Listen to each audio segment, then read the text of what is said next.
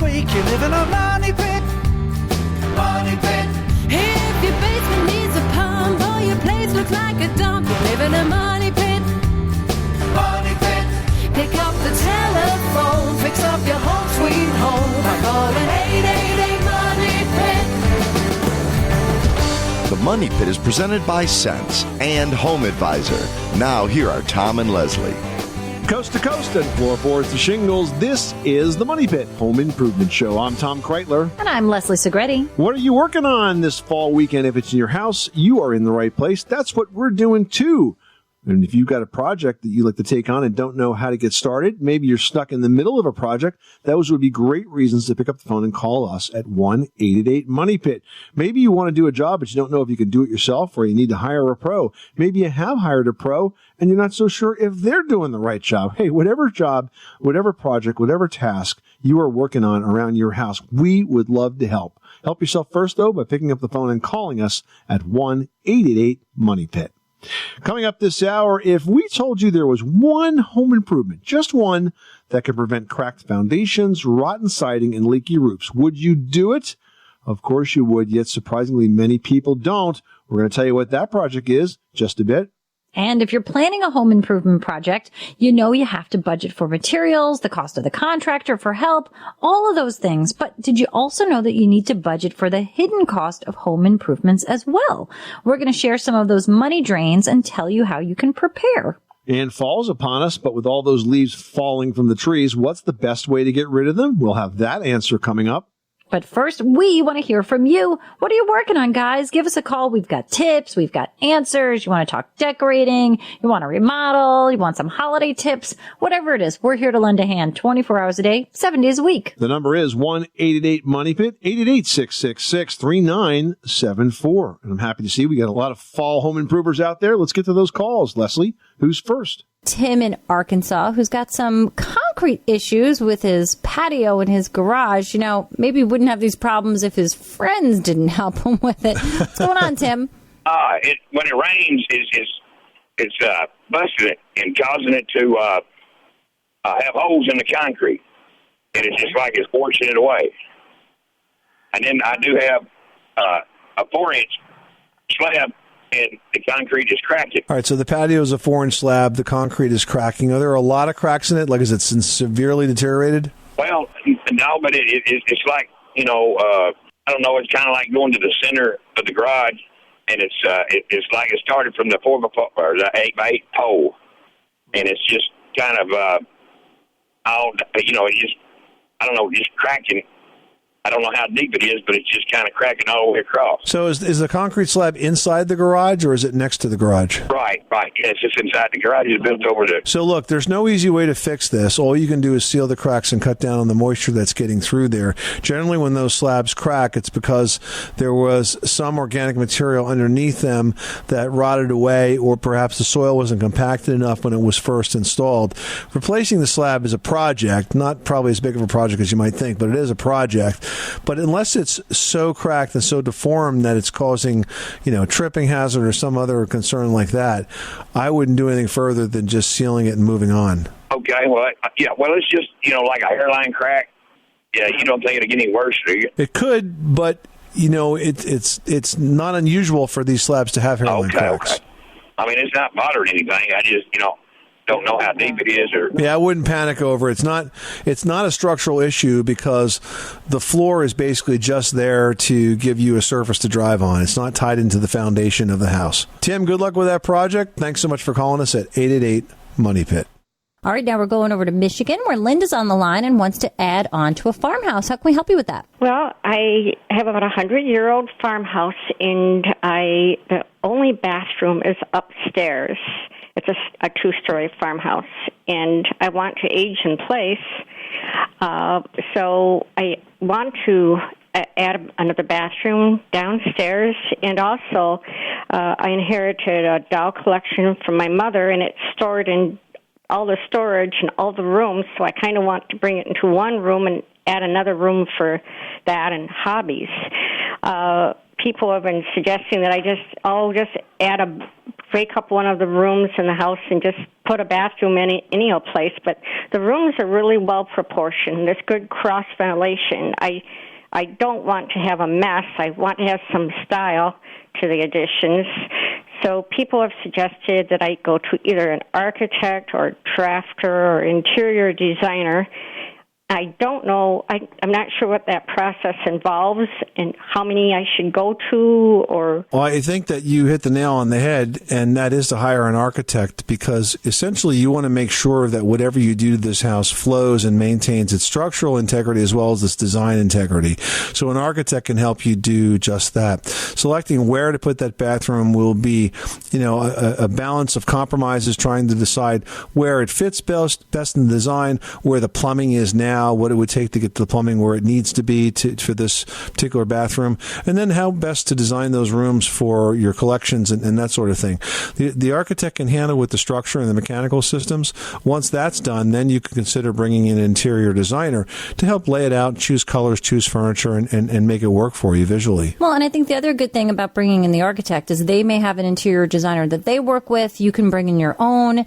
They'll be able to sort of work together to help you specify the right materials for the right areas. So it really is a strong partnership. I see. Now, do I talk or consult with two architects and get their ideas, or do I just go with one and get the designs? What I would do is I would bring in one or two or maybe three architects to see the property, tell them what you want to accomplish, find out how they work. You get a feel for them. Yeah, they get a feel for you, and then you make a decision based on that. I think you meet with somebody, you meet with 2 or 3 architects, as Tom suggested. Just get a feel for them, because you're going to know if you want to work with them. You're going to know how well you communicate back and forth. You'll sort of spitball ideas, there during that meeting and get a really good sense of how much they're understanding you. And whoever you feel the most comfortable with, I think, is what's going to lead you to the right decision. And then you'll start drawings. Okay. I did get a card from someone. He used him, but he's this person, but his card says he's a drafting and consultant. You don't want a drafter, okay? You want an architect. You just want an architect, a good quality architect. So focus on that first. You could usually they'll have books that show some of their past projects. You can see what kind of work they do. It's going to be, you'll figure out through a process of elimination which one you're most comfortable with, and that's the person that's going to get the job. But they're well worth the investment, because they're going to make this process easy, and you're going to be assured that it comes out exactly as you plan. If you go right to the contractor step, they're just going to squeeze this bathroom in wherever they think it fits, and it's just, you're not going to be happy with it. So get the architect. They're well worth their investment. Okay, great. Good luck with that project. Thanks so much for calling us at 888-MONEY-PIT. All right, now we've got Richard in Illinois on the line who's getting some water through the foundation. Tell us what's going on. What it is over time, I've got a ranch house with a walkout basement, and on the walkout, when you come out, there is a retaining wall that is about 8 foot tall where it meets the house. It hasn't really separated from the house, but there is water that gets in between the retaining wall and the foundation, and then it gathers right at the bottom on a heavy rain and then seeps back into the basement. So I'm trying to figure out, the previous owner that had this house has put something in there like a caulking of some type that has gotten hard over time, and it's not slowing it down too much. So this is a gravity situation. So let's give you a gravity solution. Let's have the drainage work with you and not against you. And by the way, you can seal this till the cows come home, and it's still going to find its way in. What you have to do is stop the water from accumulating. So on the opposite side of this retaining wall, I'm guessing that there's some runoff that goes towards the wall. Yes, there is. So what you're going to want to do is intercept that runoff so we don't get as much water that collects in that area. What we want to try to do is limit the amount of water that gets in that area to just direct rainfall with no runoff. That means no gutter discharge, no runoff from higher elevations. So the way we do that is first of all, examine the gutter situation and make sure there's no water dropping at the high side of this where it could work its way down. If there is, you've got to run a pipe underground to get it to a place where it's not going to interfere with leakage into the basement. Secondly, in terms of intercepting the runoff, what you could do is install something called a curtain drain, Richard. It's a rather simple drain that you might construct yourself. You dig a trench that's about 12 inches deep and 12 inches wide. You put some stone in that trench, then you put a perforated pipe on top of the stone, surround it with more stone, lay a piece of filter cloth across the top, and cover it with soil. So when it's all done, it's invisible. And the end of that drain that you just installed should exit to daylight somewhere. So you need to figure out the best way to do that based on the configuration of your yard. What that will do is it'll intercept the water that's coming down from higher elevations. It'll fall into that trench, come up into the pipe, and then run around the house as opposed to collecting in that particular corner. If we can keep the water from collecting in that area, you will probably be just fine, because it's rare that just direct rainfall accumulates enough water to actually leak in the house. It's almost always the runoff from gutters and from drainage. Right. Well, and needless to say, I'll probably have to do get rid of some landscaping, because it's got some little green bushes there along that wall as well. So yeah, and that's a good point, because sometimes you can make the problem worse by having landscaping that traps water. So just think in terms of water control here, not in terms of trying to seal that water out, and I think you'll be in good shape. Richard, thanks so much for calling us at 888-MONEY-PIT. You are tuned to the Money Pit Home Improvement Radio Show, on air and online at MoneyPit.com. Give us a call with your home repair or your home improvement question 24 hours a day, 7 days a week, right here at 888-MONEY-PIT. Just ahead, cleaning your gutters isn't exactly the kind of project that you look forward to, but it's one that can prevent a whole host of expensive repairs if you leave it undone. We're going to have tips on the easiest way to tackle that job next. You live in a money pit.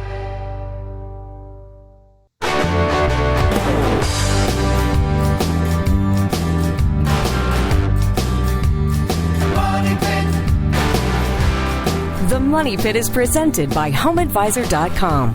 Whether it's minor repairs or major remodels, leave it to HomeAdvisor to do the work. Check out HomeAdvisor.com. Making good homes better. This is the Money Pit Home Improvement Show. The number is 1-888-MONEY-PIT. Give us a call with your home improvement questions at 888-666-3974. Presented by Home Advisor. You can find out what it costs to do your home project before you hire a pro and instantly book one of Home Advisor's top-rated pros for free. Mindy in Kentucky is on the line and has a flooring question. How can we help you with your project? Yes. We have a really hideous linoleum on our kitchen floor. It's actually been in the house since we bought it. And, of course, it's starting to peel up, and there's actually other linoleum under it. And actually, I'm really afraid to dig any deeper to see how many levels might be on it. I was just wondering, is it worth the time and effort, and possible extra cost to just take everything up? Do you have a dishwasher in that kitchen? No, we do not. I'd love to have one, but I do not have one, no. Well, the reason I ask you is because if you don't take up the old floor, you'd end up sort of sealing in the dishwasher, and it's hard to remove it after that.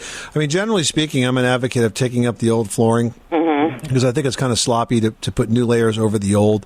But I can see if it's difficult to get it up or for budget reasons that you don't want to go in that direction. But I would recommend you take it up if you can. Okay. All right. Well, I really appreciate that. Thank you very much.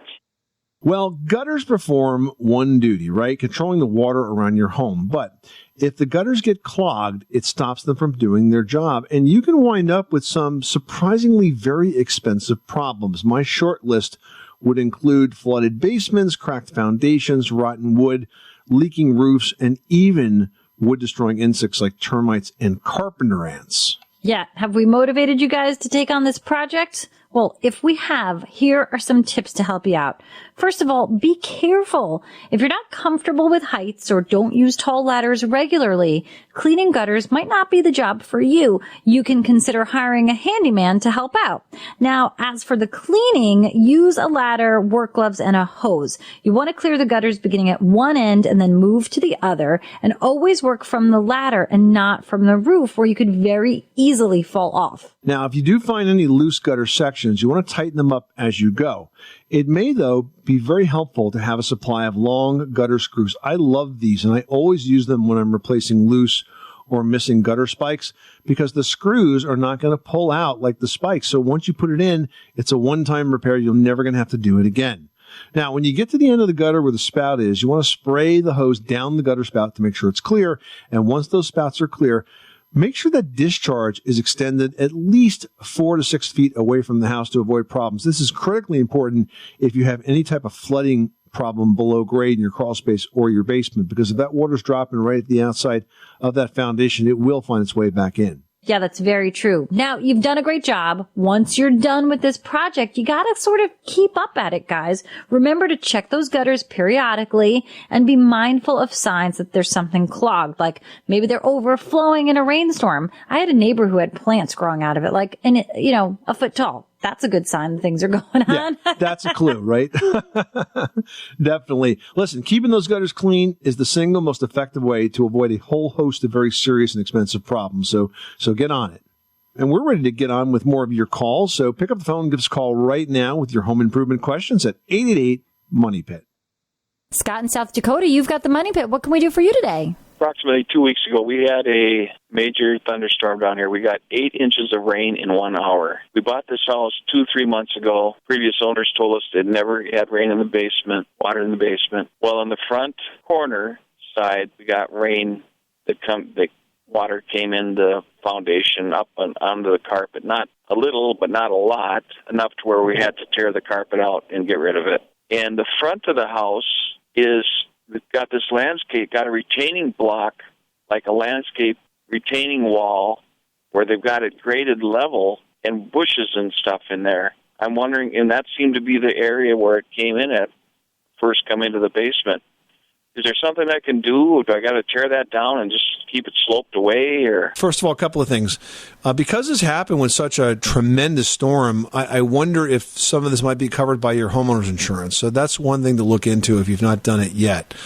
This is not sort of a normal occurrence. This is something that was like more of a one-time occurrence brought on by 8 inches of rainfall. That weather pattern will be well documented, and it might, in fact, be something that's covered by homeowner's insurance. In terms of the solution, basements flood after rainstorms because of two things that usually go wrong with the drainage. One, and the most important one, is the gutter system. The gutter system has to be free-flowing, and the downspouts have to be extended. If your home is susceptible to water in the basement, they need to be extended about 4 to 6 feet away from the house minimum. Now, most of the time, gutters will be discharging within a foot or so of the foundation, and that water will just go basically from your roof right into your basement, like nonstop. Now, the second thing, of course, is grading. And as you mentioned, as you've described, when you have a retaining wall right in that sort of, we call the backfill zone around the house, where the house was originally excavated and then the soil was pushed back in against the foundation, and then you build a retaining wall over that, you're really preventing any drainage whatsoever from getting away from that wall. And you're right, fixing that is kind of a big deal, because you have to take the retaining wall down, or you have to improve the grading in some way to get it moving away. You may have to use some stone at the front edge of that so water can get through it. What I would suggest to you is to work on the gutter system first, because that causes most of the problems in my experience. And then if you still have an ongoing issue, then deal with the drainage second. But fixing the gutter system is the easiest first step. Make sure that those downspouts are extended away from the house. If you want to really do something on a permanent basis, you could run those downspouts underground through solid PVC pipe, not the perforated kind, but solid PVC pipe, and then break that out to grade somewhere or through a curb into the street, whatever is permitted by your local municipality. Or you could possibly go out solid for, say, 20 feet and then use perforated pipe in a stone trench and have it run back in the soil there when it's well away from the house. But manage that roof water first and then worry about the drainage second, because that's obviously much more difficult and more costly to correct. Now, if you tackle those projects in that order, I think you'll be good to go and pretty much flood-free. Thanks so much for calling us at 888-MONEY-PIT. Remember, you can call us with your home repair or your home improvement question 24 hours a day, 7 days a week, right here at 888-MONEY-PIT. Hey, if you're thinking about taking on a tiling project, you want to choose the right look for your home, but remember, that's only a part of the project. We're going to have tips on how you can choose the best type of tile for that project just ahead in today's Pro Project, presented by HomeAdvisor.com, next. 888-MONEY-PIT.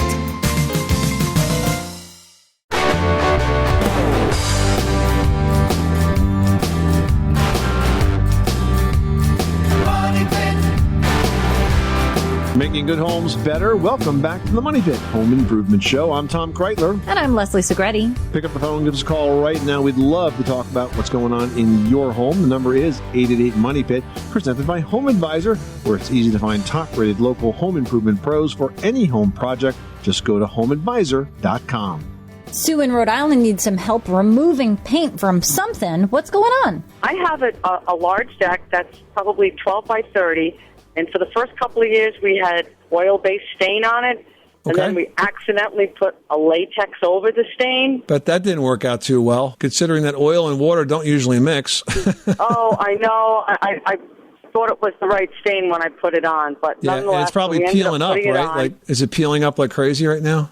Oh, it was horrible. So I power washed the heck out of it. I probably power washed it 3, 4, 5 times. I've used paint remover on it, that you would use when you refurnish something, and I probably got about 3/4 of it off, but the rest of it is not coming off. So it's not coming off. There's no way it's coming off. You've scraped it. You can't get it off even with a hand scraper? Even with a hand scraper. All right. Well, then let's assume it's got good attachment to the deck, and now we got to get a new coating of stain on there. So the most important thing you have to do right now is you have to use an oil-based primer on that entire deck. You got to put the primer on first, and then you could put an oil-based stain on top of that, get good adhesion. Stay in the same manufacturing family. So if you're going to use Sherwin or Benmore, just make sure you stay within that same family of products and use the recommended primer for that type of stain. But if you've tried everything to get that old stain off and it's not coming off, then I think we can safely assume that it's in for good, and you just got to get a new coat on there. But you want to prime it first, because the primer is a different characteristic than the stain, and it's going to make sure you have good adhesion to that entire deck surface and stop the peeling from happening again. Does that make sense? All right. Oh, that's been really helpful. I can't wait to stain my deck. All right. Good luck with that project, Sue. Thanks so much for calling us at 888-MONEY-PIT. Well, if you're planning a new tile project, you'll probably start your selection by narrowing down those tile colors and design. But before you get that far, it's a good idea to understand the types of tile that are available. That's right. We've got tips in today's Pro Project presented by HomeAdvisor.com. Now, for most projects, you're going to be deciding between 2 types, ceramic tile and porcelain tile. Now, the ceramic tile is made from a mixture of special clays and natural materials that are mined from the earth, formed into a shape, and then heated in kilns. Now, the ceramic tile can be naturally colored or left unglazed like terracotta, or they can feature colored or highly designed surfaces which can then be glazed. Most of these ceramic tiles either have a white or red body coloration underneath that glazing colored top. Now, porcelain tile is actually a type of ceramic tile. It's sort of a form of it, and it's really popular around homeowners. The tiles are made of very fine porcelain clays that are fired at a much higher temperature than ceramic tiles, and that makes them more dense, less porous, much harder, and less prone to moisture and stain absorption than those ceramic tiles. All great reasons that most porcelain tiles are suitable for both indoor and outdoor projects. And that's today's Pro Project presented by HomeAdvisor.com. With HomeAdvisor, you can get matched with top-rated home service pros in your area, compare prices, read verified reviews, and book appointments online, all for free. No matter the type of job, HomeAdvisor makes it fast and easy to hire the best local pros. Sam in Tennessee is on the line with a water pressure question. How can we help you today? Yes, I have just purchased a home that is about 75 years old, and we're refurbishing it, and we're trying to keep everything as original as we can. I have great water pressure in every room that has water but my bathtub. Sam, does your 75-year-old home have steel water pipes? It has the old. We're eventually going to replace all the water system, but we're having to live in part of the home now and redoing the other half while we live here. If you have the original steel water pipes in a 75-year-old home, they are absolutely going to suffer from interior rusting. What happens with steel is it rusts and expands inward, so it kind of clogs like an artery, so to speak. And the older it is, the more that can occur. It's possible that you may have a bad pipe on the way to that tub, and that's why you have such a slow fill out of that. The other possible issue is the valve itself that's feeding water. In that same bathroom, I presume you have a sink and a toilet. Do you notice any water pressure problems with those appliances? No, sir. We have, like I said, great pressure everywhere except for that one spigot. And it's the hot and cold runs into one. Well, I mean, the other thing it could be is it also could be a bad faucet on that tub. But if the pressure is pretty good everywhere else, it's not likely to be rusted just at the bathroom at the one fixture itself. So I would suggest that maybe you want to replace that set of tub valves, because it's probably obstructing there. Right.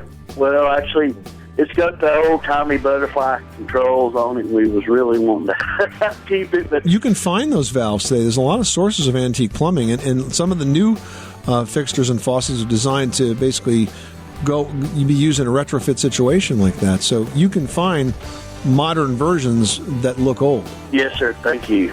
Remember, you can call in your home repair or your home improvement question 24 hours a day, 7 days a week, right here at 888-MONEY-PIT. Well, now that fall is upon us, as well as all of those leaves falling from the trees, but burn or bag, whatever you do, what's the best way to get rid of them? We're going to have the answer when the Money Pit returns. You live in a money pit.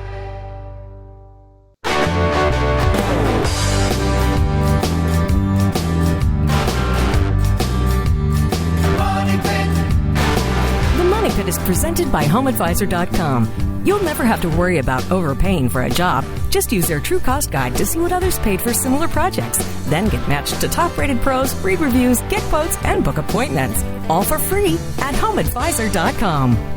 Making good homes better. Welcome back to the Money Pit Home Improvement Show. I'm Tom Kreitler. And I'm Leslie Segretti. Give us a call right now with your home improvement question at 1-888-MONEY-PIT, presented by HomeAdvisor.com. Never worry about overpaying for a job. Just use Home Advisor's True Cost Guide to see what others paid for similar projects. That's all for free at HomeAdvisor.com. Abraham in New Jersey is on the line looking to vent an attic. What's going on there? Okay, I basically have a regular home. It's a colonial, and the attic is a rough attic with spray foam insulation. There's zero ventilation in the attic, and the second floor has central air. So I would like to know two questions. Would I be saving on air conditioning if I would vent the attic? There's no ceiling fan. I'm thinking if I would put in either an attic fan or a window exhaust fan. And also, currently the attic has an entrance door, a heavy door leading to the attic. Would it save me the air conditioning to leave that entrance door open, thereby allowing the hot air to enter the attic and leave with an exhaust fan? Or is that something I should not be doing? So, Abraham, that's a great question. And if you told me that your attic was insulated with fiberglass insulation, as most are typically, we would talk about what kind of ventilation you'll need. But you said your attic was insulated with spray foam. So is the spray foam up on the underside of the roof rafters as well as across the floor? Describe it to me. Not on the floor. The floor just has regular boards between the second floor and the attic. But there's all the walls and the roof all have spray foam. So what you have, Abraham, and it's actually the same kind of insulation setup that I have. It's called a conditioned attic. In other words, the attic itself is conditioned, and it does not need ventilation. So, no, you do not need to vent that. It's actually pretty efficient right the way it is. Now, you mentioned that there was a door between those two spaces. If that door tends to get a little warm, or the wall or the ceiling tends to get a little warm, you could add some additional insulation there. In my case, I actually had an older house, so my attic floor / second floor ceiling already had fiberglass in it. We left that there, but then we spray foamed the underside of the roof rafters and the gable walls. And it's amazing. When we go up in our attic, it's practically the same temperature as the rest of the house. It's just done so well. So you do not need to ventilate an attic that was sprayed with foam, because it's not the type of attic that needs to be vented. Yeah, because when I go up to my attic, it is extremely hot. I never measure with a thermometer how much warmer it is. So that's why I was wondering if that's going to warm up the second floor, requiring me more air conditioning for the second floor. So I was thinking of ventilating the attic to cool off the attic. I think that if it was done right, you don't need to vent it. How long ago was the spray foam done, And who did it? It was done locally, and it was within the past year. It's a new home. Oh, really? Oh, it's brand new within the past year.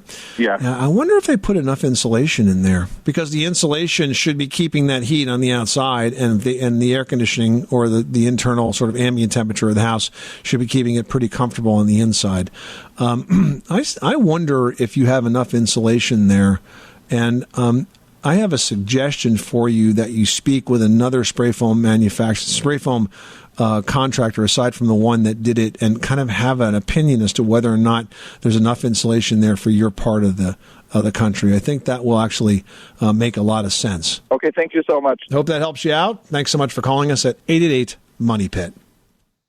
Well, fall's upon us, and with all those leaves falling from the trees, have you ever noticed that many people love to burn those leaves? Yeah, but you know what? Burning them isn't necessarily the best idea. Those flames can spread very easily. Plus, you're giving up nutrients that may have helped to feed the rest of your yard. Now, a much safer option is to toss those leaves into a compost bin. Then you can nurture flowers, vegetable gardens come springtime. I mean, it's really very useful that way. Also, if you've got a lawnmower that's suited for mulching, you can run it over the leaves. Now, those chopped up pieces are going to help feed the grass as it remains dormant through the winter months. And of course, if your town does offer leaf pickup, you may be able to just rake them to the curb. Here's a trick for that, though. Lay out a tarp on the grass and then rake the leaves onto the tarp. Then just drag that tarp over to the curb. It makes it a lot easier. It takes the stress out of all of that work, and allows you to get them over there quickly and in a lot bigger pile, frankly, than you could do with a wheelbarrow. It's much better than me sort of just like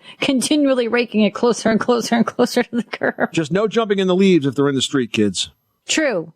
Peggy in Louisiana's on the line with a concrete question. What can we do for you today? Well, we have a slab concrete bottom, and it's built up with the board skeletons, and it's covered with vinyl siding. And being in Louisiana, it rains a lot, and the rain comes on the porch to where it's eating the inside wall, which is wooden on the bottom. And I want to know how I can seal the outside vinyl siding to concrete slab to keep the water from coming in. So what's happening is that your concrete slab is in contact with the bottom of the vinyl siding. Is that correct? Yes. And right under that siding, is that a wood wall all the way down to the bottom where that slab is? Because typically you'd have about 6 inches of foundation before you started the siding at a minimum, and then the vinyl siding would start. So if your vinyl siding is going down flush to the slab, it's going to be almost impossible for you to seal it in any way, shape, or form from the outside and stop that from happening. Your only chance would be to take the siding off and then to install some flexible flashings. There's different types of flashing that you can use. There are rubberized flashings that are very good because you can basically form them wherever you need to get that entire area as tight as you possibly can, and then put the siding back on top of that. Siding itself, especially vinyl siding, if you were to caulk that or anything of that nature, it's not really designed to seal in that way. So I feel like you're just going to be kind of running yourself in circles there. And while it could stop to some extent or slow down, at least temporarily, that leakage that you're reporting, the only way to really fix that and to get to the bottom of it is to pull that siding off and to flash it. And we're only talking about the bottom of the siding here, not all the siding in the house. But the bottom couple of pieces would have to come off to do this job. Okay, well, thank you very much. Thanks so much for calling us at 888 Money Pit. Remember, you can reach us anytime, 24 hours a day, 7 days a week with your home repair, your home improvement question right here at 888 Money Pit. Well, maybe you're thinking about adding some insulation to your attic, but you're not really wanting to give up that storage space that you use for all the stuff that you keep up there. We're going to share a tip that'll help you have both after this. You live in a money pit.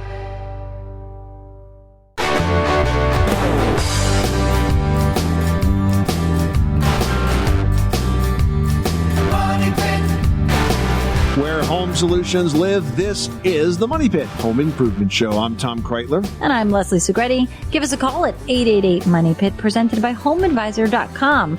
You never have to worry about overpaying for a job again. Just use their True Cost Guide and you can see what others have paid for similar projects. And then you can get matched with top-rated pros, read their reviews, get quotes, book appointments. It's all for free online at HomeAdvisor.com. And while you're online, post your questions to the Money Pit community section or on our Facebook Facebook page, and we'll jump into those, just like I've got one here from Will, who writes, I want to add insulation beneath my attic floor, but I'd have to pull that floor up first to do it. How will this affect my second floor ceiling? I'm also worried that the ceiling beneath it is protected by the attic floor. Well, all good questions, Will, and I'll be happy to tell you are totally overthinking this, because to add insulation beneath that attic floor, you don't really have to remove the attic floor. As long as you don't mind giving up some storage space, you could insulate right on top of that floor. There's no reason you can't leave the wood as part of that mix. What we would advise you to do, head on out to the home center, pick up some very thick fiberglass bats, make sure they're unfaced, and then lay them side by side, edge to edge, right across that floor wherever you want the additional insulation.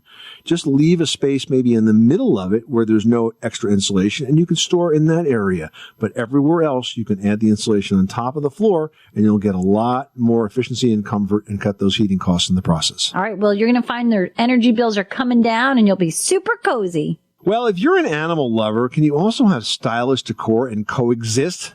Leslie says you can, and has the details in today's edition of Leslie's Last Word. Leslie? Yeah, you know what? You can have pets and you can have home decor that you love. You don't have to sacrifice one for the other. You just have to remember durable, easy to clean paints, antimicrobial stain resistant rugs, and more. All of that means that a beautiful home and a furry pet are no longer incompatible.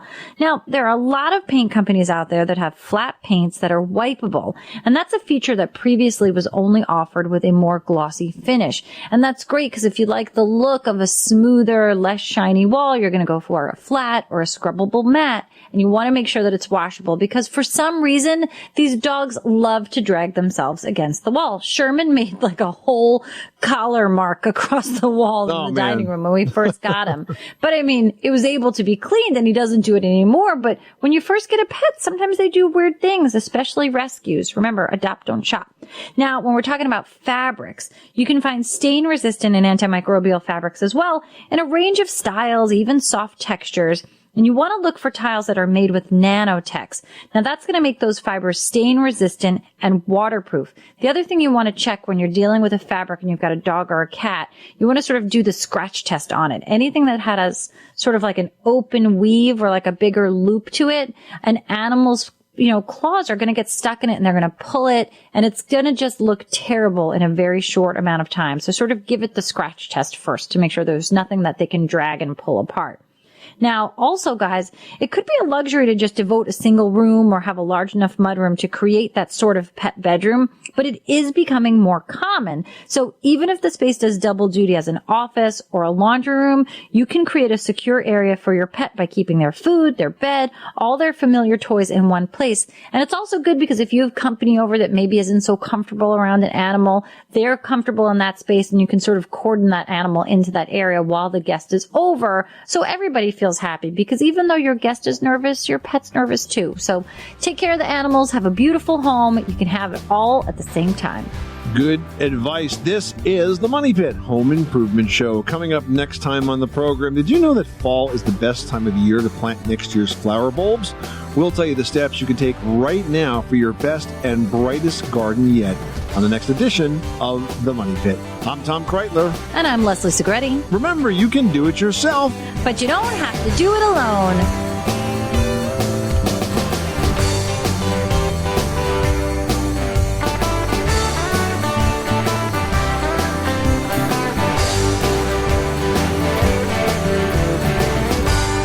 You live in a money pit.